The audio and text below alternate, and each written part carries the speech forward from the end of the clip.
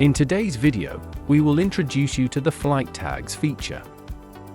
There are two methods for adding flight tags.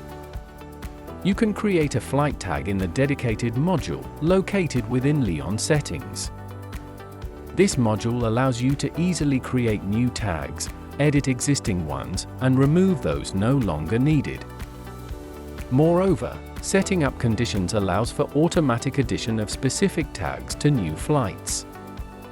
You can create your own condition using these examples. The other way to add a flight tag is directly in the Ops module, under the Flight and Trip tab.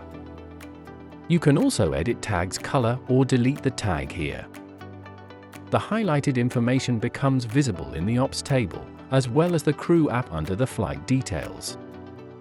Flight tags serve not only as a convenient way to highlight important information, they can also be used in reports. In the Report module, you will find tags under available fields.